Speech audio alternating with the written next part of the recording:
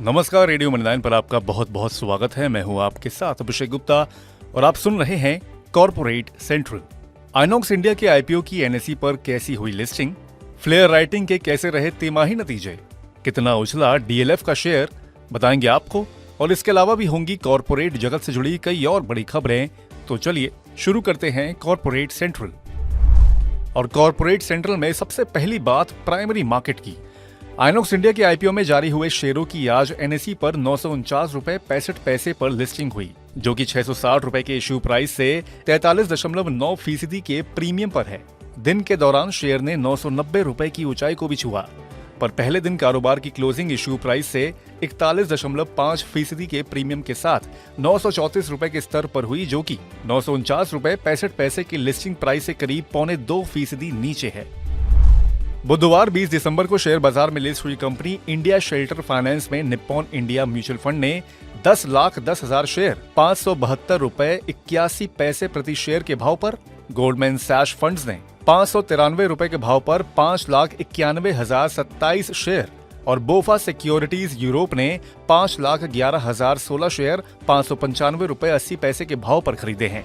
हिस्सा खरीद की डिटेल सामने आने के बाद इंडिया शेल्टर फाइनेंस का शेयर करीब 3.5% की बढ़त लेकर 562 रुपए 95 पैसे के स्तर पर बंद हुआ।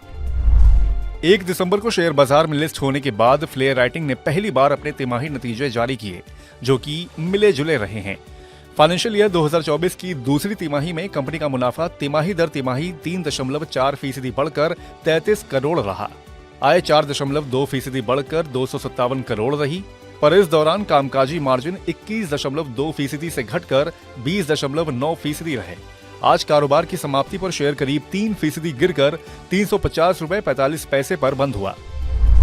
जी इंटरप्राइजेस का शेयर आज 4.5% की मजबूती लेकर 264 रुपए के स्तर पर बंद हुआ। दरअसल सोनी पिक्चर्स ने कंपनी के साथ प्रस्तावित मर्जर की डेडलाइन को बढ़ाने की बातचीत के लिए सहमति दे दी है। इस प्रस्ताव के मुताबिक 1 जनवरी 2024 में मर्जर के बाद बनी नई कंपनी की लिस्टिंग होनी थी। इंडिया कोस्ट गार्ड को 6 ऑफशोर पेट्रोल वेसल सप्लाई करने के लिए मैसगांव डॉक को रक्षा मंत्रालय से 1600 करोड़ रुपए का ऑर्डर मिला है। नया ऑर्डर मिलने की खबर से मैसगांव डॉक का शेयर आज करीब 4% की मजबूती के साथ 2,125 रुपए के स्तर पर बंद हुआ। कोचिन शिपयार्ड को रक्षा मंत्रालय से नेवल वेसल्स के रखरखाव और रिपेयर करने के उपकरण सप्लाई के लिए 488.25 करोड़ रुपए का ऑर्डर हाथ लगा है। फाइनेंशियल ईयर 2025 की पहली तिमाही तक अंतिम मंजूरी मिलने की संभावना है। नया ऑर्डर मिलने से कोचिन शिपयार्ड के शेयर में 6% से ज्यादा की मजबूती के साथ 1,302 रुपए के स्तर पर कारोबार की समाप्ति हुई।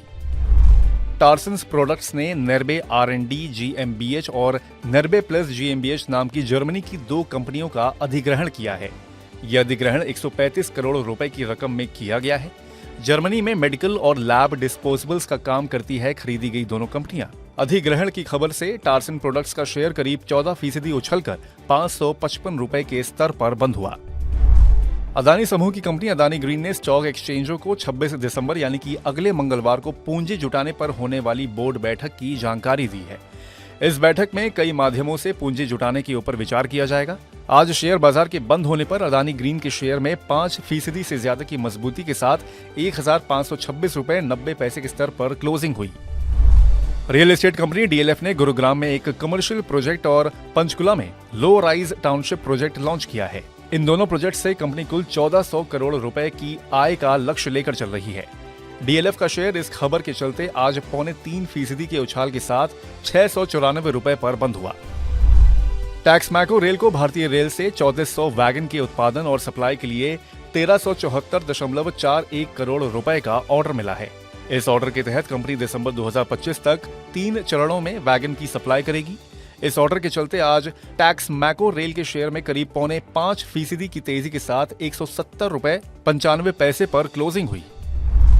तो आज के इस कॉर्पोरेट सेंट्रल में फिलहाल बस इतना ही। ये पॉडकास्ट आपके लिए तैयार किया है हमारे सहयोगी संदीप ग्रोवर ने।